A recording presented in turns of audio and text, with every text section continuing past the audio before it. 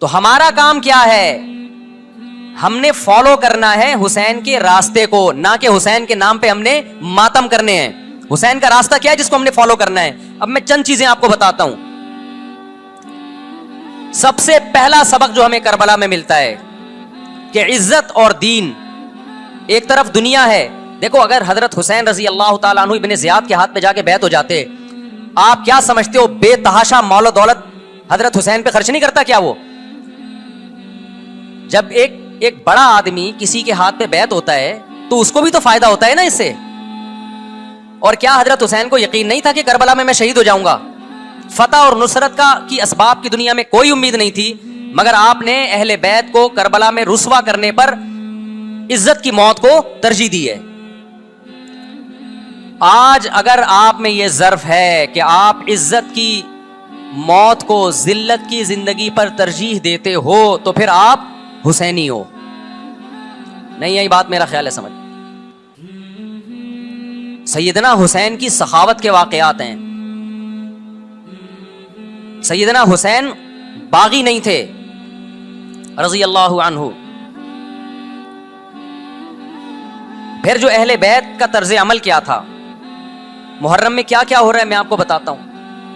ان میں سے کوئی بھی عمل نہ ہمیں قرآن سے ملتا ہے نہ صحابہ سے ملتا ہے ہمیں. تو ما انا علیہ و اصحابی جو جنتی فرقہ ہوگا اس کی جو علامتیں ہیں، تو جب آپ ان علامتوں کے خلاف چلو گے، صحابہ اور تابعین کو فالو نہیں کرو گے، تو آپ پھر اپنے آپ کو سنی کہنا چھوڑ دو. آپ بتاؤ مجھے اسلام میں کوئی مہینہ منحوس ہے؟ بولو نا، کوئی مہینہ منحوس ہے؟ تو آپ محرم کو منحوس کیوں کہتے ہو؟ لوگ مجھے کہتے ہیں مفتی صاحب فرقہ واریت پھیلا رہے ہیں. دیکھو فرقہ واریت جب پھیلا رہا ہوں جب میں کسی فرقے کے خلاف آپ کو کر رہا ہوں. میرے بیان شیعہ لوگ بھی سنتے ہیں، ملتے بھی ہیں. بہت دفعہ ایئرپورٹ پہ ملاقات ہوئی، بڑی عزت سے ملے، میں شیعہ ہوں لیکن آپ سے محبت کرتا ہوں. یہاں مسجد میں بھی آتے ہیں. میں نے کبھی کسی پہ طنز نہیں کیا. اس لیے میں بار بار کہتا ہوں جو شیعہ کا مذہب ہے اس کو کرنے دو. وہ سبیلے لگاتے ہیں، آپ ان کو مت چھیڑو، جا کے تنگ نہ کرو ان کو. وہ ماتم کرتے ہیں، آپ ان کو مت چھیڑو. وہ نوحے کرتے ہیں، وہ نوحے پڑھتے ہیں، آپ ان کو مت چھیڑو. لیکن آپ اپنی پوزیشن واضح کرو کہ آپ شیعہ ہو یا آپ سنی ہو. آپ تو ایک طرف ہو جاؤ نا. محرم میں اگر آپ مرثیے لگا کے گھوم رہے ہو گاڑیوں میں، اٹ مینز آپ سنی نہیں ہو. آپ نبی صلی اللہ علیہ وسلم کی حدیث ہے ہمارے پاس، ہم اہل سنت والجماعت ہیں، ہم سنت کو فالو کرتے ہیں. تو سنت کیا کہتی ہے؟ میتوں پہ گریبان چاک کرنا، میتوں پہ چیخو پکار کر کے رونا. آپ نے فرمایا لیس منا، وہ ہم میں سے نہیں ہے. اور اس عمل پہ آپ صلی اللہ علیہ وسلم نے لعنت فرمائی ہے. لوگ کہتے ہیں حسین کی یاد میں رونا نبی کی سنت ہے. نبی صلی اللہ علیہ وسلم کو جب جبریل نے بتایا کہ حسین شہید ہوں گے، آپ روئے اس لیے کہ اس وقت آپ کو یہ خبر ملی تھی. لیکن کیا ہر محرم میں آپ نے رونے کا پروگرام کیا ہے یا صحابہ کو بیٹھ کے باقاعدہ رلایا ہے آپ نے؟ کیا ہو گیا بھائی؟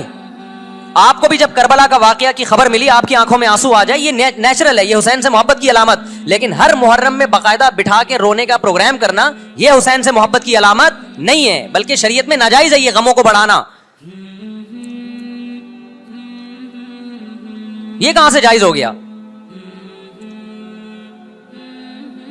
حضرت عثمان بھی تو شہید ہوئے تھے، نبی صلی اللہ علیہ وسلم کے داماد تھے. ان کی یاد میں آپ رونے کو سنت کیوں نہیں کہتے؟ ہماری نظر میں حسین کا قتل بھی بہت بڑا ظلم اور سیدنا عثمان کا قتل بھی بہت بڑا ظلم تھا. دونوں مظلوم تھے، دونوں مظلوم شہید تھے. ہمیں دونوں کی شہادت پہ غم ہے، لیکن اب اس غم کو مناتے نہیں ہیں. اسلام میں غم منانا سنت نہیں ہے. دیکھو جعفر طیار رضی اللہ عنہ، نبی کے چچا زاد بھائی، اہل بیت، جب آپ صلی اللہ علیہ وسلم نے ان کو لڑائی کے لیے میدان جنگ میں بھیجا، رومیوں سے لڑائی تھی. حضرت جعفر طیار کی 4 بیویاں تھیں. جب نبی صلی اللہ علیہ وسلم مسجد نبی میں بیٹھے، آپ کو فرشتوں نے اطلاع دی کہ جعفر طیار شہید ہو گئے. آپ صلی اللہ علیہ وسلم کی آنکھوں سے آنسو. یہ آنسو اس وقت نکلے جب عین شہادت کی اطلاع ملی ہے. اس وقت آنسوؤں کا نکلنا محبت کی علامت ہے. آپ نے صحابی رسول کو بھیجا کہ جاؤ آپ کی زوجات کو، بیویوں کو جا کے خبر دو کہ جعفر طیار شہید ہو گئے. کیا قربانی تھی صحابہ کی. آپ دیکھو ایسے جوان تھے جعفر طیار، خوبصورت جوان. غزوہ بدر میں جب مشرکین مکہ نے یہ نعرہ لگایا کہ حل میں مبارز، 3 سردار آئے, انہوں نے کہا پہلے تمہارے اندر سے 3 بہادر آئے ہم سے لڑیں. دیکھو عربوں میں یہ ہوتا تھا کہ جب جنگ کے لیے 2 فوجیں آمنے سامنے کھڑی ہوتی تھیں تو پہلے دونوں طرف کے بہادر ترین لوگوں کی لڑائیاں ہوتی تھیں کہ جب تک دونوں میں سے ایک قتل نہیں ہوگا لڑائی شروع نہیں ہوگی. تو آپ کو پتا ہے کہ اس میں بہادر ترین لوگ نکلیں گے نا جو لڑنا جانتے ہوں. مشرکین مکہ کی طرف سے 3 یا 4 بڑے بڑے سردار آئے لڑائی سے پہلے, بدر میں لڑائی سے پہلے. انہوں نے نعرہ لگایا حل میں مبارز, کوئی ہے تم میں جو پہلے ہم سے لڑے. یعنی ادھر سے ہم 3 ہیں تو ادھر سے بھی کتنے چاہیے, 3 بندے. ادھر سے انصار صحابہ آئے. مشرکین مکہ نے کہا لیسو بی اکفائنا, یہ ہمارے جوڑ کے نہیں ہیں, قریشی ہاشمی چاہیے ہمیں, ہمارے نسب کے لوگ ہونے چاہیے. تو ادھر سے نبی صلی اللہ علیہ وسلم نے حضرت علی کو بھیجا اور حضرت جعفر طیار کو بھیجا. جن صحابہ کو بھیجا ان میں حضرت جعفر طیار بھی تھے. حضرت جعفر طیار رضی اللہ تعالیٰ عنہ اور سیدنا علی مقابلے میں غالب آ گئے. خوبصورت صحابی, نجاشی کے سامنے آپ نے تقریر کی ہے, ہجرت کی ہے نا جب حبشہ کی طرف, تو نجاشی نے پوچھا جعفر طیار سے کہ تمہارے پیغمبر جو کلام لے کر آئے ہیں وہ سناؤ. حضرت جعفر طیار رضی اللہ تعالیٰ عنہ نے سورہ مریم پڑھنا شروع کر دی. کاف ہا یا عین صاد ذکر رحمت ربک عبدہ زکریا اذ نادى ربه نداء خفيا قال رب اني وهن العظم مني واشتعل الراس شيبا ولم اكن بدعائك رب شقيا واني خفت الموالي من ورائي وكانت امراتي عاقرا فهب لي من لدنك وليا. ایسی حضرت مریم اور عیسیٰ ابن مریم کی سیرت کو سورہ مریم میں بیان کیا حضرت جعفر طیار نے کہ نجاشی روتے روتے اس کی داڑھی تر, اور جتنے پادری بیٹھے تھے سب کی داڑیاں تر ہو گئی روتے روتے. تو یہ تقریر جو نجاشی کے اسلام کا سبب بنے, بادشاہ کو مسلمان کرنے والے کون تھے, حضرت جعفر طیار. اور آپ کے چھوٹے چھوٹے بچے, 4 جوان بیویاں ہوں, چھوٹے چھوٹے بچے ہوں, اور ایسے میں میدان جنگ میں لڑتے ہوئے شہید ہو جائیں تو پیغمبر اور صحابہ پہ کیا قیامت ٹوٹی ہوگی. لیکن ہمارے نبی صلی اللہ علیہ وسلم کی آنکھوں سے کیا تھے, صرف آنسو موتی کی طرح ٹپک رہے تھے.